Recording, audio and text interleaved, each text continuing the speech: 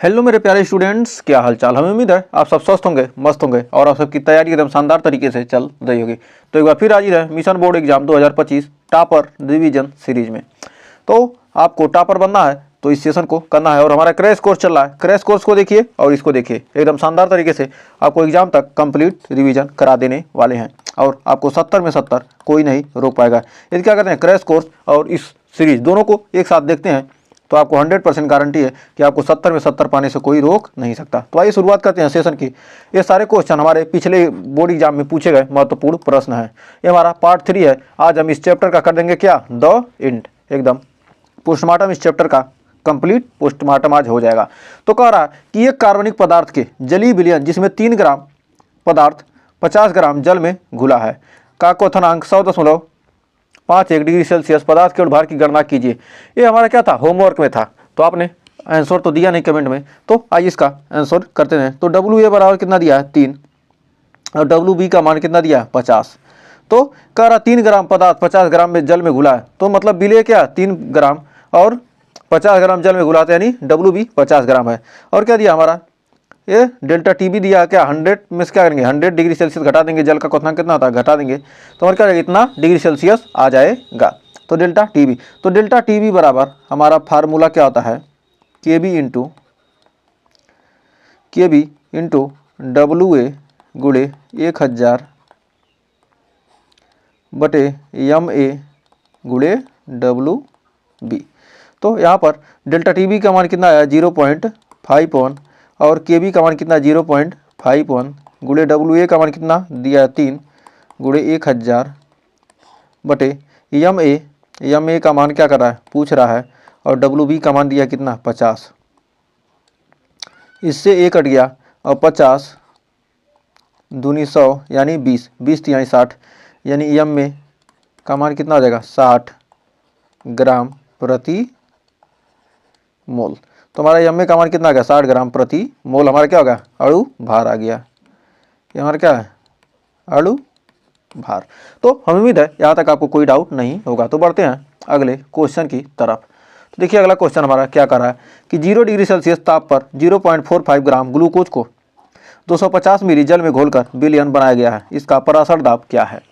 तो यहाँ पर क्या दिया है, ग्लूकोज का सूत्र क्या होता है C6, ग्लूकोज क्या होता है ग्लूकोज C6H12 C6H12O6। इसका अणु भार कितना होता है M 180 होता है। अणु भार कितना होता है ग्लूकोज का, आप याद रखिएगा। और हमारा क्या W का मान क्या दिया यहाँ पर दिया है 0.45 ग्राम। तो हमारा T बराबर 0 डिग्री सेल्सियस दिया है, तो हमारा T का मान कितना होगा 273, क्या करेंगे जोड़ देंगे तो हमारा क्या हो जाएगा 273 केल्विन। तो W हमारा W का मान कितना दिया 0.45 ग्राम और यम यानी अणु भार कितना 180 और भी कितना दिया है 250 ml। तो इसको लीटर में बदलेंगे क्या आ जाएगा 0.25 लीटर। तो हमारा R का मान कितना है 0.0821 और हमारा क्या पूछ रहा है परासर दाब पूछ रहा है। तो हम इसको हल कर सकते हैं। पी भी बराबर हमारा क्या हो जाएगा W/M इंटू आर टी। तो P पूछ रहा है, P भी का मान कितना है 0.25 और W कितना है हमारा 0.45 और अपान M कितना है हमारा 180 गुणे R का मान कितना 0.0821 इंटू T का मान कितना है 273। तो हमारा 45 चौका कितना हो जाएगा 180, यानी 45 चौका 180 यानी क्या हो जाएगा ये 400 बार में कटेगा तो हो जाएगा। और इसका गुणा क्या करेंगे, यहाँ पर गुणा करेंगे तो हो जाएगा क्या 25 चौका 100। तो यहाँ पर गुणा होगा तो हमारा P बराबर आ जाएगा, यदि इसका गुणा इस नीचे कर देते हैं तो 25 चौका 100 यानी हो जाएगा कितना 25 आ जाएगा। यहाँ पर यदि क्या कर रहे हैं, यहाँ पर एक सेकंड, P बराबर हमारा हो जाएगा 0.0821 गुणे 250 73 बटे 25 चौका 100 यानी क्या हो जाएगा, यहाँ पर हो जाएगा 100। इसका गुणा क्या करेंगे हम, इसमें कर देंगे तो हमारा क्या हो जाएगा 100 हो जाएगा, और 100 ऊपर जाएगा तो हमारा कितना आ जाएगा, P बराबर हमारा आ जाएगा 0.224 ATM। इसको हल करेंगे तो क्या होगा, इतना आंसर आपका आ जाएगा। तो आप इसको क्या कीजिएगा, इसको सॉल्व कर लीजिएगा। तो हमारा क्या है, यही आंसर है। तो हमें उम्मीद है यहाँ तक आपको कोई डाउट नहीं होगा। तो इसको क्या करेंगे, आप इतना सॉल्व करके आंसर निकाल सकते हैं। तो गुणा कर लीजिएगा और क्या करेंगे, यहाँ पर भाग दे देंगे तो आपका आंसर आ जाएगा। तो आइए बढ़ते हैं आगे। 27 डिग्री सेल्सियस ताप पर यूरिया का अणुभार कितना होगा। अणुभार कितना 60 दिया है कि 5% W/V जरी विलयन का परासर दाब ज्ञात कीजिए। तो हमारा यूरिया का फार्मूला क्या होता है, यूरिया का हमारा फार्मूला क्या होता है, NH2CO NH2। यूरिया का फार्मूला होता है NH2CO NH2। अणुभार कितना दे दिया, 60 दे दिया, यानी M का मान कितना दिया, 60 दे दिया है, और T का मान दिया कितना 27 डिग्री सेल्सियस। तो हमारा T बराबर क्या हो जाएगा, 27 + 273 यानी हमारा क्या आ जाएगा 300 केल्विन। W का मान कितना दिया है 5 ग्राम, 5% यानी 5 ग्राम, और भी हमारा आयतन क्या आ जाएगा 95 ml यानी 0.095 लीटर। हमारा यम का मान कितना है 60, R का मान कितना दिया है 0.0821, और P का मान कितना दिया है पूछ रहा है। तो यहाँ पर क्या है, आप क्वेश्चन इतना हमारे साथ यदि आप रिवीजन करते हैं तो आपको एग्जाम में बस क्या करना है, आपको एग्जाम से पहले एक बार और थोड़ा सा पढ़ने की ज़रूरत है। इसको आप देख लिए, और हमारा क्या है रिवीजन सीरीज देख लेते हैं, रिवीजन कर रहे हैं जो हमारा क्रैश कोर्स है उसको देख लेते हैं, तो आपके सारे डाउट क्या जाएंगे, क्लियर हो जाएंगे।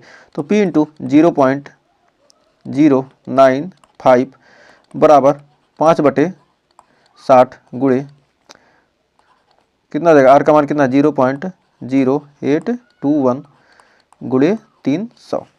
तो हमारा यहाँ पर क्या करेंगे, यहाँ पर कटेगा कितना, एक सेकेंड, यहाँ पर हमारा हो जाएगा 5 से काटते हैं, इस 6 से काटे 60 को काटेंगे क्या, 6 × 5 = 30, 5 बार में कट जाएगा, और 5 से इसको काटते हैं तो कितना कटेगा 0.019। तो इतना बार में कटेगा। तो अब यहाँ पर P बराबर हमारा आ जाएगा 5 × 0.0821 बटे 0. ये क्या है हमारा 821 है ना, 821 इंटू 019, तो इतना हमारा हो जाएगा। तो और टोटल को क्या करेंगे, हल करेंगे तो हमारा 21.5 के लगभग आ जाएगा। तो आप क्या कीजिएगा, इसको सॉल्व करके देख लीजिएगा कितना आ रहा है कि नहीं। तो आइए बढ़ते हैं अगले क्वेश्चन की तरफ, क्योंकि कैलकुलेशन आपको करना है, क्योंकि हम कम समय में आपको ज़्यादा से ज़्यादा सोचना कि क्या क्वेश्चन करा दें कि आपका समय बर्बाद न हो। यदि 122 ग्राम कार्बन टेट्राक्लोराइड में 22 ग्राम बेंजीन घोली हो तो बेंजीन एवं कार्बन टेट्राक्लोराइड के द्रव्यमान प्रतिशत की क्या करना है, गणना करना है। तो हमारा कार्बन टेट्राक्लोराइड हमारा क्या CL4 कितना है 122 ग्राम, हमारा कितना है 122 ग्राम।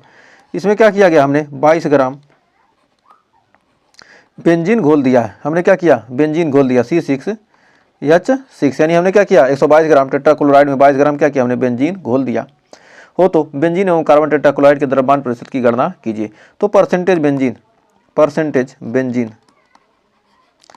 अब बेंजीन की प्रतिशत निकालेंगे तो कितना 22 ग्राम क्या है बेंजीन है, किसमें टोटल कितना हो जाएगा 122 22 चले 144 ग्राम में क्या है 22 ग्राम बेंजीन है गुणे 100। तो 100 से क्या करेंगे 72 दूना 144, 11 दूना 22, और हमारा क्या हो जाएगा 1100 बटे 72, 1100 बटे 72 यानी आ जाएगा कितना 15.2%। ये हमारा क्या होगा आंसर। बेंजीन का प्रतिशत मात्रा हमने निकाल लिया। अब हम निकालते हैं परसेंटेज CL4 कार्बन टेट्राक्लोराइड का। तो कार्बन टेट्राक्लोराइड क्या 122 कितना 144 में गुणे 100, और इसको हल करेंगे तो आएगा हमारा कितना 84.5। 7। तो हमारा परसेंटेज CCl4 कितना आ गया 84.7%। तो हमारा क्या है परसेंटेज इतना आ गया। तो हमारे कितना है इतना आ गया। तो हमारा क्या है अब बेंजीन का क्या, हमारा बेंजीन का यहाँ लिख सकते हैं, बेंजीन का कितना है 15.2।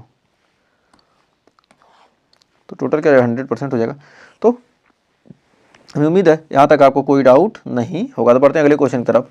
तो अगला क्वेश्चन क्या कर रहा है, कर रहा 5.85 ग्राम सोडियम क्लोराइड 200 मिली जल में घुला है, तो विलयन की मोलरता की गणना कीजिए। तो हमारा क्या सोडियम क्लोराइड यानी NaCl और आयतन कितना दिया है V और मोलरता यानी कि कैपिटल एम की गणना करना है।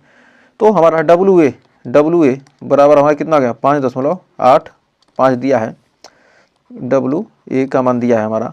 और MA कितना है 2335 क्या करेंगे जोड़ देंगे तो हमारा कितना हो जाएगा 58.5 क्या अणुभार। और हमारा भी दिया कितना 200 मिली। तो मोलरता पूछ रहा है, एकदम सीधे फार्मूले पर है, एकदम सीधा क्वेश्चन। मोलरता बराबर WA गुणे 1000 बटे MA गुणे V किसमें मिली में। तो WA 5.85 गुणे 1000 बटे MA का मान कितना दिया है 58.5 गुणे 200। तो 58.5 से क्या हो गया ये हमारा कट गया कितना 0.1 यहाँ आ गया। और यहाँ पर क्या होगा 2 जीरो से 2 जीरो कट गया यानी हो गया कि ये 5 बार में कट गया। तो यानी क्या होएगा हो जाएगा 5 से कट जाएगा यानी 0.5 मोलरता मोल प्रति लीटर क्या होगा हमारा मोलरता का मान इतना आ गया। तो उम्मीद है यहाँ तक आपको कोई डाउट नहीं होगा। तो आइए बढ़ते हैं आगे नेक्स्ट क्वेश्चन की तरफ। तो देखिए अगला क्वेश्चन क्या करा, तो विलयन की मोलरता की क्या करना है गणना कीजिए जबकि 440 ग्राम विलायक में 20 ग्राम क्या NaOH घुला है। तो 440 ग्राम विलायक में यानी क्या हमारा मोलरता की गणना कीजिए। मोललता कर रहे हैं, मोलरता नहीं मोललता। तो जबकि 440 ग्राम विलायक है यानी क्या हमारा विलायक यानी क्या WB दिया है और 20 ग्राम क्या 20 ग्राम WA NaOH में क्या विलायक में 20 ग्राम NaOH घुला है। तो विलायक क्या WB और हमारा क्या विलय क्या है हमारा NaOH है। तो NaOH का अणुभार कितना हो जाएगा इसका MA हमारा क्या हो जाएगा 40। तो WA हो गया और WB हो गया। तो हम क्या करेंगे मोललता बराबर हो जाएगा हमारा क्या मोललता बराबर मोललता WA गुणे 1000 बटे MA गुणे WB। तो हमारा क्या है WA यानी 20 गुणे इंटू 1000 बटे MA का मान कितना है 40 गुणे 440। तो यहाँ पर क्या करेंगे 20 दूना 40 यानी 1 जीरो से 1 जीरो कट गया और हमारा कितना हो गया यहाँ कट गया कितना 50 बार में। तो 50 में 44 से भाग देंगे तो हमारा क्या होगा मोललता कितना आ जाएगा मोललता 50 बटे 44 यानी 25 बटे 22 यानी मोललता हमारा क्या हो जाएगा मोललता हमारा हो जाएगा कितना 1.13 स्मॉल मोल प्रति केजी स्मॉल या इसको लिख सकते हैं क्या स्मॉल m यानी मोल प्रति किलोग्राम। तो उम्मीद है यहाँ तक आपको कोई डाउट नहीं होगा। तो बढ़ते हैं अगले क्वेश्चन की तरफ। तो अगला क्वेश्चन कर रहा है एक वैद्युत अनपघट्य के 2 ग्राम को 50 ग्राम बेंजीन में घोलने पर इसके हिमांक इतना केल्विन की कमी हो जाती है। तो बेंजीन का हिमांक में अवनमन 5.12 केल्विन की ग्रा मोल है। तो विलय के मोलर द्रव्यमान की गणना कीजिए। तो यानी क्या हमारा WA का मान कितना दिया है 2 ग्राम और WB का मान दिया कितना 50 ग्राम। तो बेंजीन में घोलने पर तो हमारा हिमांक में अवनमन स्थिरांक यानी क्या हो गया हमारा KF हिमांक अवनमन स्थिरांक यानी KF का मान कर रहा हिमांक में कितना इतना की कमी हो गई इतना केल्विन की कमी हो गई और अवनमन स्थिरांक इतना केल्विन की ग्रा प्रति मोल है। तो मतलब KF का मान कितना इतना दिया है। तो के एफ का मान कितना दिया, इतना दे दिया। तो हमारा डेल्टा टी एफ का मान कितना दिया, 0.40 केल्विन। मतलब हिमांक में क्या हो गई, कमी, हिमांक में कमी, फ्रीजिंग। डेल्टा टी एफ दे दिया, एम ए का मान क्या कर रहा है, पूछ रहा है।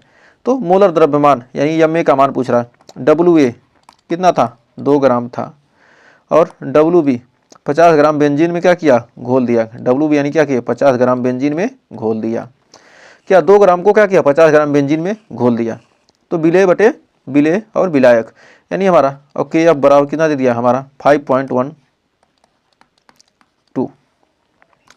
तो हमारा हिमांक में अवनमन क्या देगा, डेल्टा टी एफ। तो डेल्टा टी एफ बराबर हमारा होता है के एफ इंटू डब्ल्यू ए गुड़े 1000 बटे एम ए गुड़े डब्ल्यू बी। तो हमारा क्या होगा, के एफ का मान कितना दिया है, 5.12 गुड़े डब्ल्यू ए की जगह पर 2 और हमारा 1000 बटे एम ए का मान क्या कर रहा है, पूछ रहा है। और डब्ल्यू बी का मान कितना है, 50। तो यहाँ पर डेल्टा टी एफ का मान कितना दिया, 0.40। तो यहाँ पर इसको हल करेंगे तो यानी 50 दूना यानी क्या हो गया, 20 बार में कट गया। तो हमारा क्या हो जाएगा, 20 दूना 40 और क्या होगा, 20 दूना 40 और क्या होगा, ये 40 से होगा हमारा क्या हो जाएगा, कट जाएगा। तो यहाँ पर हो जाएगा एम ए बराबर हो जाएगा हमारा 5.12 गुड़े 20 दूना 40 बटे 0.40। 40 से 40 कितना हो गया, ये हो गया कितना, 100 बार में कट गया। और हमारा हो जाएगा ये किलोग्राम में कितना हो जाएगा, ये 2 जाएगा 3 यानी 2 जीरो ऊपर जाएगा तो कितना हो जाएगा आपका, हो जाएगा 5 ये क्या है हमारा 40 से कटेगा कितना, यहाँ पर 1 सेकेंड, ये हमारा क्या हो जाएगा, ऊपर हो जाएगा कितना, इससे ये कटेगा तो कितनी बार में कटेगा, 100 बार में। ये हमारा ऊपर वाला उल्टा हो गया ना, ऊपर 100 बार में कटेगा तो हो जाएगा कितना, 512 ग्राम प्रति मोल। ये हमारा क्या होगा, आंसर आ जाएगा। तो उम्मीद है यहाँ तक आपको कोई डाउट, क्योंकि यहाँ दशमलव क्या होगा, यहाँ दशमलव क्या होगा, हट जाएगा। तो यहाँ से दशमलव हटा सकते हैं, या यहाँ से क्या करेंगे 0.40 से क्या करेंगे 40 में भाग देंगे, क्या 100 बार में जाएगा।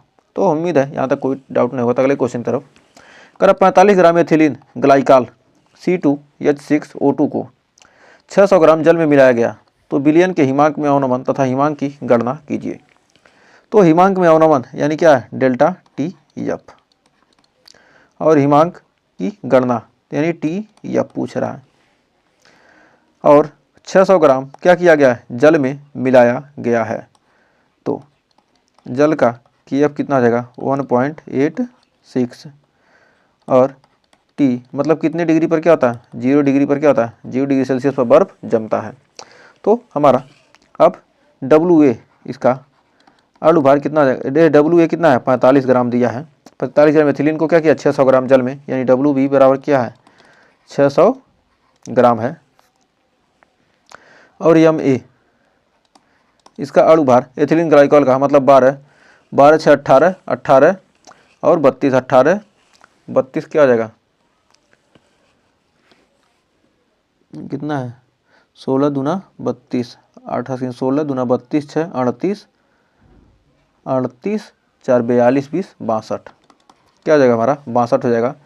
तो यहाँ पर क्या 12 दूना 24 प्लस 6 प्लस 8 दूनी 16 24 36 है 8 ऑक्सीजन का क्या 8 है 16 16 दूना 32 ऑक्सीजन का क्या हो जाएगा 32 जाएगा ना। तुम्हारा क्या है 32 6 38 4 42 20 62। तो हमारा क्या हो गया एम ए का मान कितना हो गया 62 आ जाएगा। फिर डब्ल्यू बी हो गया। अब यहाँ पर डेल्टा टी एफ बराबर हम जानते हैं डेल्टा टी एफ बराबर फार्मूला आपका हो जाएगा कितना के एफ गुड़े डब्ल्यू ए गुड़े 1000 बटे एम ए गुड़े डब्ल्यू बी। तो यहाँ पर मान रखेंगे तो के एफ का मान कितना है डेल्टा टी एफ पूछ रहा है। तो के एफ का मान कितना दिया है कि एफ का मान कितना 1.86 गुड़े डब्ल्यू बी का मान डब्ल्यू ए का मान कितना है 45 गुड़े 1000 बटे डब्ल्यू एम ए का मान कितना है एम ए का मान कितना है 62 और डब्ल्यू बी का मान कितना है 600। तो यहाँ पर कितना आ जाएगा 1 0 2 0 1 0 2 0 क्या होगा कट गया और 2 3 3 दूनी 6 और ये हमारा क्या होगा 5 दूनी 10 और 3 से कट गया 15 3 45 और यहाँ पर हमारा कितना आ जाएगा अब कितना इतना हो गया। तो यहाँ पर हमारा डेल्टा टी यह बराबर हमारा कितना आ जाएगा 15 3 45 हो गया। तो हमारा कितना आ जाएगा यहाँ पर 0.86 यहाँ क्या करेंगे यदि जीरो को दशमलव को कहना 15 × 5 = 75। तो यहाँ पर इसको काटेंगे पीटेंगे तो हमारा आ जाएगा 1 सेकंड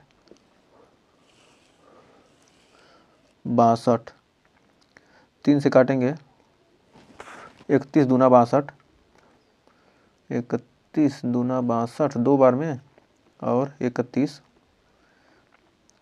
3 से यदि कटता है देखें 6 1 7 8 से 14 1 15 3 से कटेगा तो 31 दूनी 62 3 से यदि काटते हैं 3 6 18 6 और 3 दूनी 6 यानी 31 से कटेगा ये। तो हमारा क्या है 31 1.86 में क्या करेंगे 31 से भाग देंगे 31 गुड़े 6 6 से भाग देंगे 6 कन्ने 6 कन्ने 6 6 त्रिक 18 यानी 31 छक्का यानी 2 बार कटेगा और ये 6 बार यानी 0.6 और 2 से कट देंगे 2 से काटेंगे कितना 3 तो 62 तिहाई यानी 0.03। तो 0.03 बार में कटेगा तो हमारा क्या हो जाएगा 0.03 बार में ये हमारा क्या हो जाएगा कट जाएगा। तो क्या होगा हमारा आ जाएगा 15 3 45 15 3 45 45 बचे 225 यानी हो जाएगा हमारा 2.25। तो डेल्टा टी एफ का मान कितना आ जाएगा इतना आ जाएगा। तो डेल्टा टी एफ का मान क्या होगा हमारा इतना आ गया। अब डेल्टा टी एफ का मान इतना आ गया तो हमारा टी एफ का मान कितना आ जाएगा हमारा क्या टी का मान कितना है T0 का मान कितना 0 डिग्री सेल्सियस है तो हमारा टी एफ का मान कितना आ जाएगा टी एफ का मान हो जाएगा -2.25। इसमें क्या करेंगे इसको घटा देंगे तो हमारा क्या होगा माइनस में ही तो आएगा। तो हमारा क्या होगा एक आंसर ही हो गया डेल्टा टी एफ और टी एफ का मान कितना आ गया माइनस में इतना आ गया। तो बिलियन का हिमांक क्या है ये हमारा क्या है बिलियन का हिमांक क्या होगा हिमांक में तो कमी आ रहा है ना हिमांक में अवनमन का मतलब क्या होगा कमी मतलब क्या होगा जब कोई चीज़ और मिला देंगे क्या होगा और जल्दी जमेगा नहीं क्या होगा और कम टेम्परेचर पर लाना पड़ेगा। 0 डिग्री सेल्सियस पर जम जा रहा था लेकिन क्या किया हमने एथिलीन ग्लाइकॉल मिला दिया तो क्या होगा हमारा और कम मतलब क्या होगा माइनस में जाएगा तब टेम्परेचर तब जाकर क्या होगा जमेगा। तो हमें उम्मीद है यहाँ तक कोई डाउट नहीं होगा। बढ़ते हैं अगले क्वेश्चन की तरफ। तो अगला क्वेश्चन तो जल के लिए आप के एफ का मान बताइएगा। जल के लिए के एफ का मान आपको क्या करना है कमेंट में इसको बताइएगा। और आइए बढ़ते हैं आगे। अगला क्वेश्चन देखिए क्या कह रहा है कह रहा अवाष्पशील विलेय यानी ए और वाष्पशील विलेय बी से बने विलायक के लिए राउल्ट नियम की व्याख्या कीजिए और इस नियम का गणितीय व्यंजक भी प्राप्त कीजिए। तो हम इसका उत्तर लिख सकते हैं। उत्तर क्या लिखेंगे यदि अवाष्पशील विलेय यदि अवाष्पशील विलेय यदि अवाष्पशील विलेय को वाष्पशील विलेय यदि अवाष्पशील विलेय को वाष्पशील विलायक में विलेय नहीं वाष्पशील क्या करेंगे विलायक में यदि अवाष्पशील विलेय को क्या करें वाष्पशील विलायक में मिलाया जाए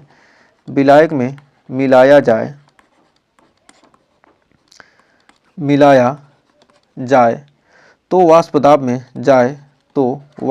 में तो वाष्प दाब में अवनमन हो जाता है। तो वाष्प दाब में क्या होता है? अवनमन हो जाता है, अवनमन हो जाता है।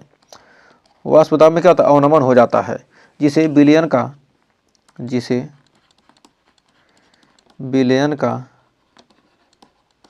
विलयन का वाष्प दाब में विलयन का वाष्प दाब का क्या कहते हैं? वाष्प दाब का आपेक्षिक विलयन के वाष्प दाब का विलयन में क्या है? अवनमन हो जाता है। तो विलयन का वाष्प दाब का आपेक्षिक अवनमन, विलयन के वाष्प दाब का क्या कहते हैं? आपेक्षिक अवनमन कहा जाता है, अवनमन कहा जाता है। तो विलय के मूल प्रभाज के बराबर होगा। तो वाष्प कहा जाता है जो क्या होता है? विलय के मूल प्रभाज के बराबर होता है, कहा जाता है जो विलय के मूल प्रभाज के बराबर होता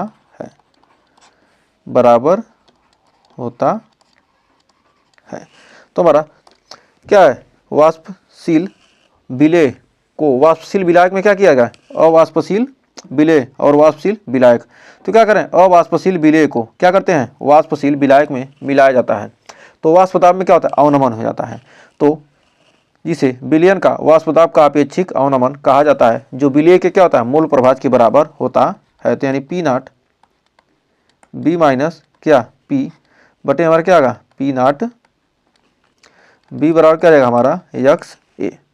ये क्या है? विलय के मूल प्रभाज के बराबर हो जाता है। हमारा क्या फार्मूला है, जहाँ पर हमारा पी नॉट बी विलायक यानी H2O का वाष्प दाब है। विलायक क्या हुआ? H2O का वाष्प दाब है। तो क्या हो रहा है?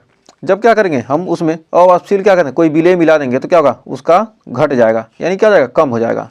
तो कुल विलयन का वाष्प दाब हमारा P क्या है? कुल विलयन का वाष्प दाब, कुल विलयन का वाष्प दाब। तो अपेक्षिक हमको ज्ञात करना है। तो पहले कितना था उसमें क्या करें? उसके अपेक्षा ही तो निकालेंगे। तो हमारा क्या था? पहले कितना था उसको क्या करेंगे? नीचे से भाग दे देंगे। और हमारा यक्ष से क्या? हमारा मूल प्रभाज है। हमारा क्या है? यक्ष से मूल प्रभाज है, जहाँ यक्ष से हमारा क्या है? मूल प्रभाज है। तो बढ़ते हैं अगले क्वेश्चन की तरफ। तो देखिए अगला क्वेश्चन क्या कर रहा है? कर रहा ग्लूकोज का मोलर द्रव्यमान इतना दिया है, ग्राम प्रति मोल के 2.82 ग्राम को 30 ग्राम जल में घोला जाता है। तो इस विलयन की मोलरता क्या होगी? तो मोलरता पूछ रहा है ग्लूकोज यानी हमारा क्या? C6H12O6। इसका अणुभार कितना होता है? 180। ग्लूकोज का अणुभार कितना होता है? 180 होता है। तो यहाँ पर क्या Ma दिया कितना? मोलर द्रव्यमान Ma, और हमारा क्या है? Ma हो गया 180 ग्राम प्रति मोल, और क्या है? ग्राम प्रति मोल, यानी और यहाँ पर क्या है? WA इतना दिया, और WB कितना दिया? हमारा मोलर द्रव्यमान है ना, मोलर द्रव्यमान क्या है?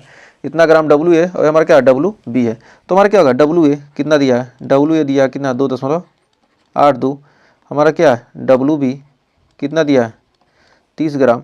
और हमारा Ma कितना दिया है? एटॉमिक मास यानी मोलर मास हमारा कितना दिया? मोलर मास दिया है। क्या परमाणु द्रव्यमान, क्या परमाणु भार है। तो हमारा क्या Ma दिया कितना? हमारा 180। तो हमारा मोललता पूछ रहा है, मोललता।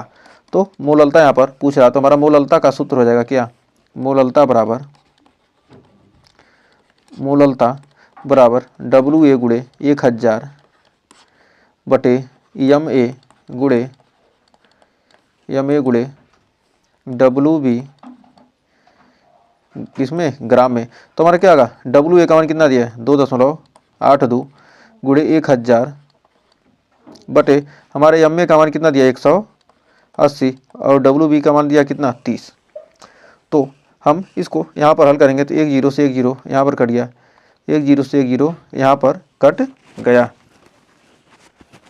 और यहाँ पर 3 से भाग देंगे तो क्या आ जाएगा, 3 9 27 और 1/3 चौके 12 यानी 9.4।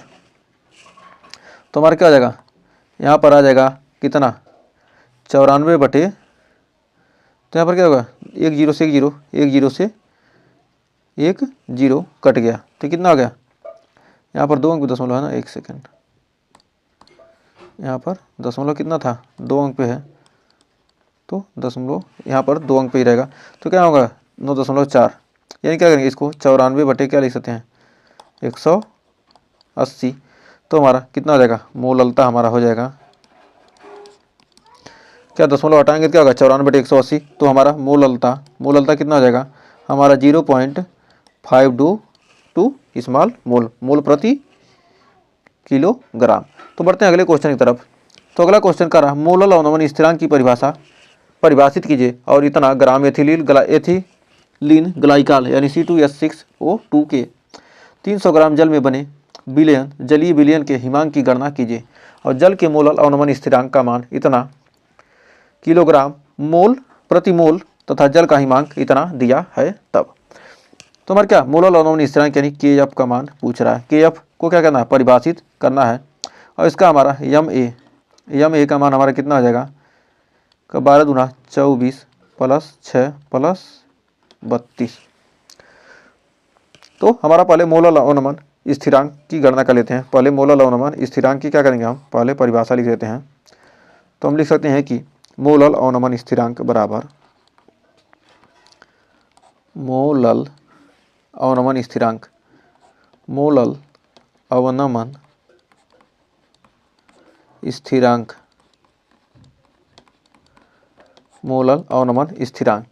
कर विलेय के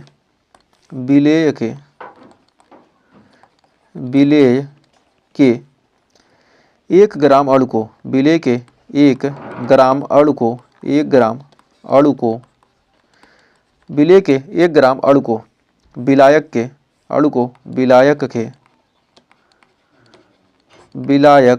के 1000 ग्राम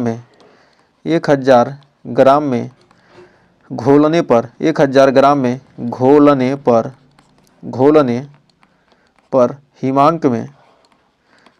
पर हिमांक में कमी आने पर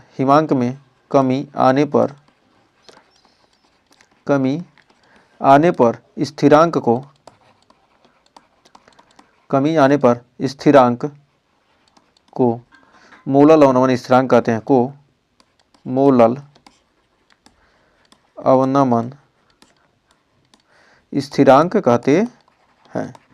मोलल अवनमन स्थिरांक कहते हैं। इसे क्या कहते हैं मोलल अवनमन स्थिरांक कहते हैं, जिसे क्या कहते हैं KF से प्रदर्शित करते हैं। तो यहाँ पर कितना दिया WA बराबर कितना दिया है, WA बराबर दिया कितना 25, हमारा क्या WA है, WA हमारा कितना दिया 25, और MA का मान कितना हमारा आ गया 62, और WB का मान कितना दिया हमारा WB यहाँ पर कितना दिया 300, और KF का मान कितना दिया 1.86।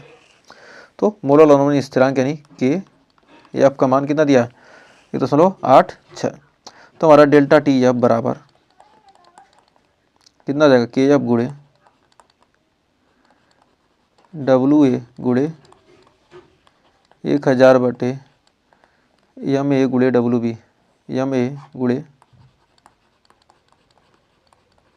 WB तो डेल्टा TF तो कह रहा क्या जलीय विलयन के हिमांक की गणना कीजिए। तो यानी डेल्टा TF का मान यहाँ पर हमारा कितना हो जाएगा, डेल्टा TF बराबर पहले निकालेंगे डेल्टा TF, KF का मान कितना दिया है 1.86 गुणे 25 गुणे 1000 बटे कितना है WA का मान कितना है 62 गुणे कितना है हमारा 300। तो अब यहाँ पर जगह तो कम है, तो यहाँ पर लिखते हैं डेल्टा TF बराबर 1.86 गुणे 25 गुणे 1000 बटे कितना है यहाँ पर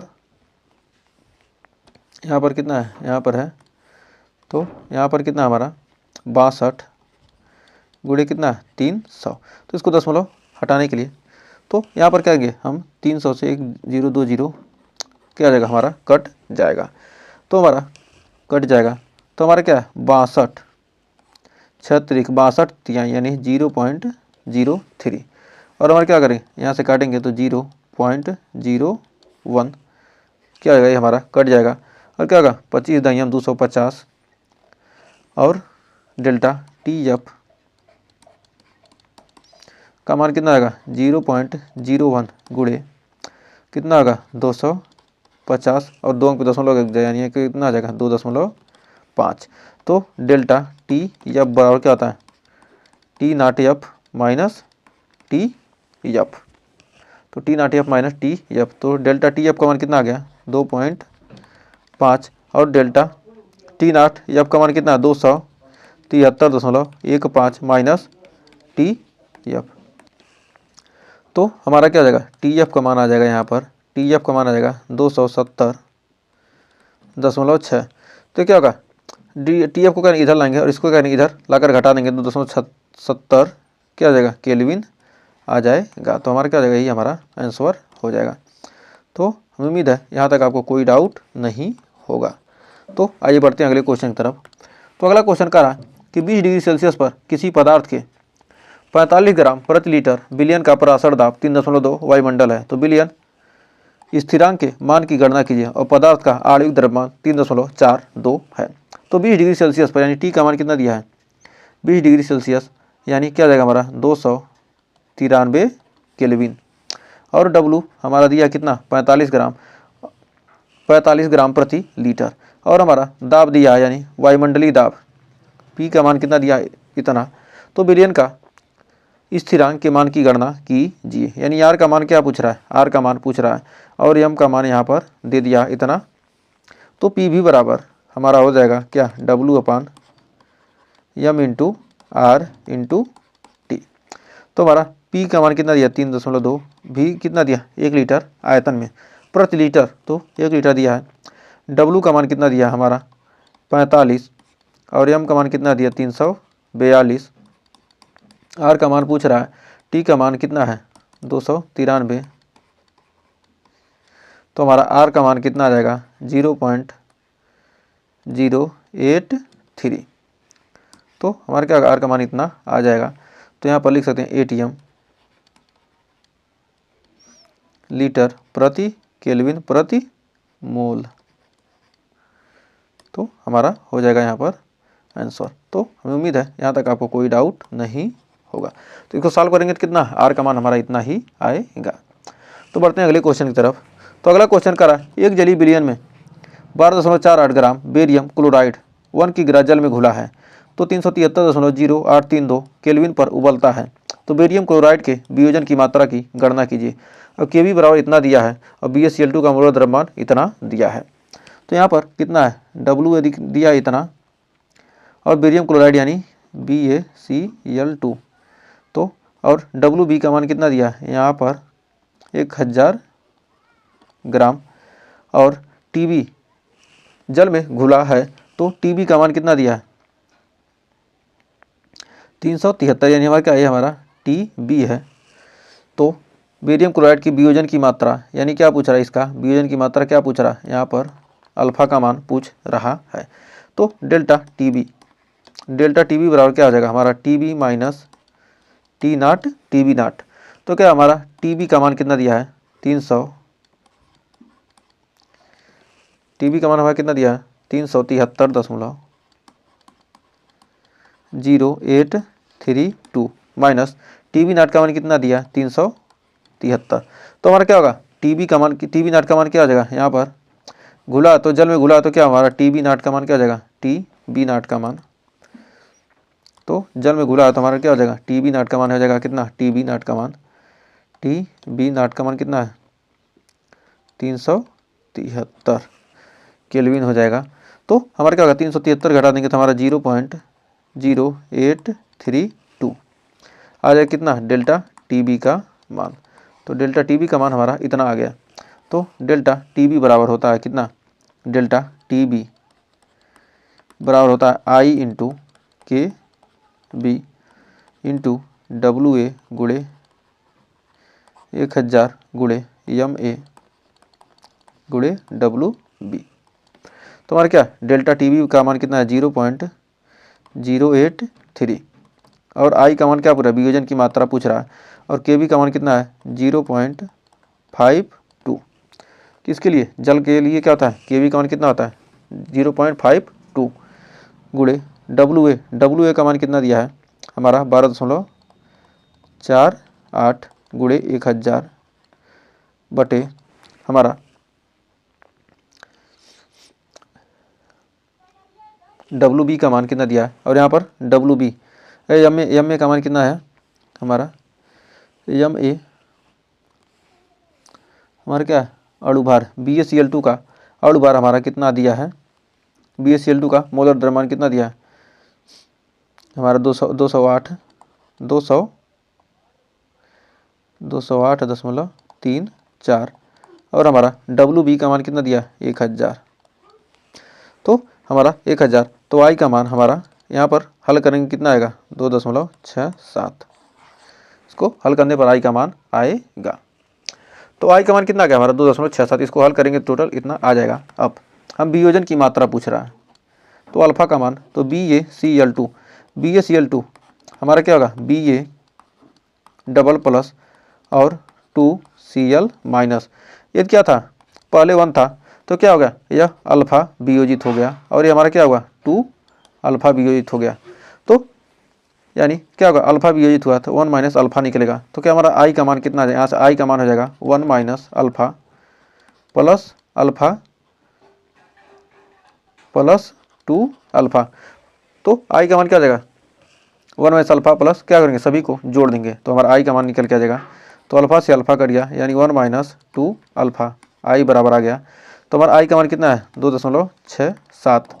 तो 1 माइनस 2 अल्फा तो यहाँ पर क्या हो जाएगा ये हो जाएगा हमारा इसको क्या करेंगे 2 अल्फा को इधर लाएंगे तो इसको उधर लाएंगे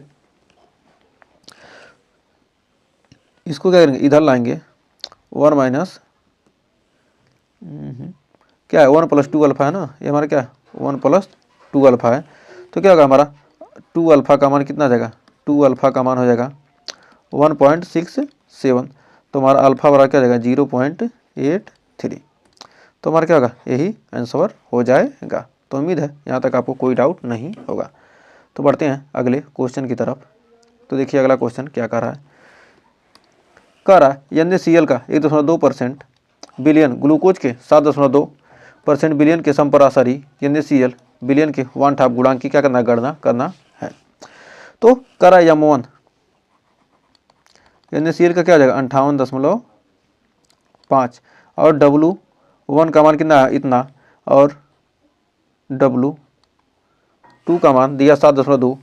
करा बिलियन के ग्लूकोज के लिए फिर हमारा क्या है ग्लूकोज के लिए हमारा क्या 7.2 बिलियन के समपरासारी बिलियन क्या है।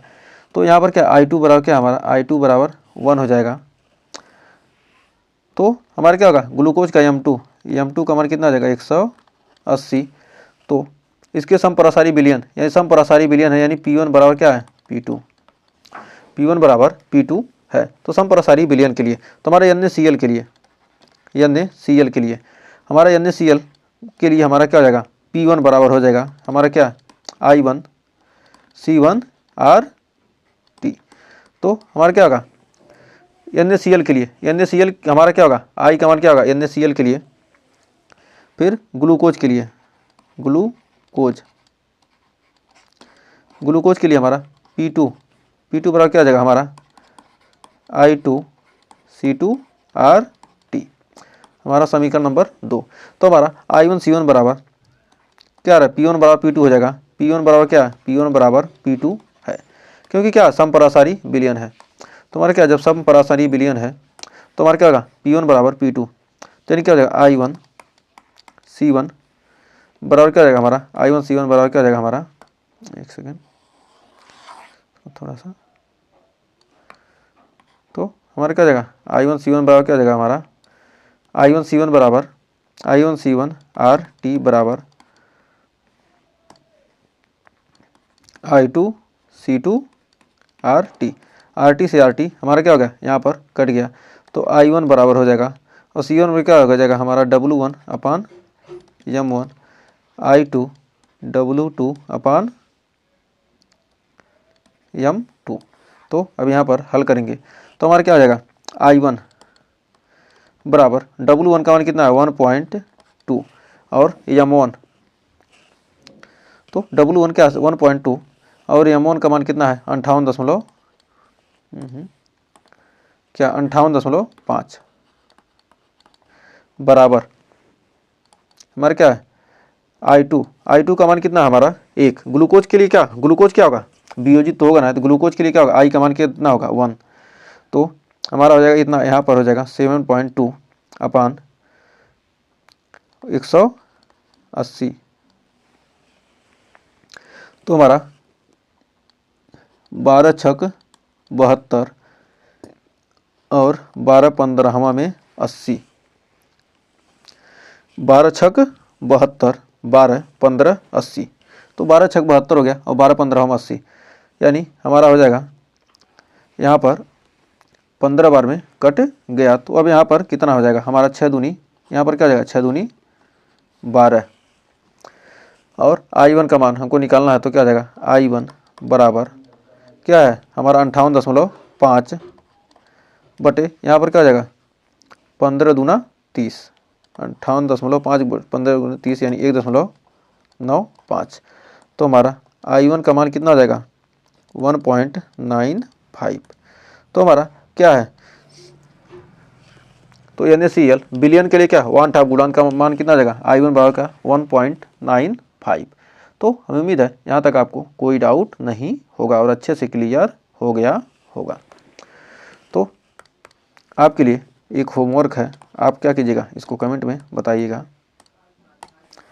तो हमारा क्या है HW है आपके लिए, तो हमारा क्या है आपके लिए क्या है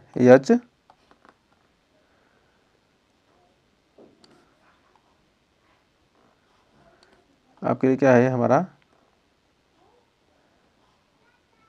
आपके लिए क्या है HW है, W तो बन नहीं पाया, तो अब आपके लिए क्या है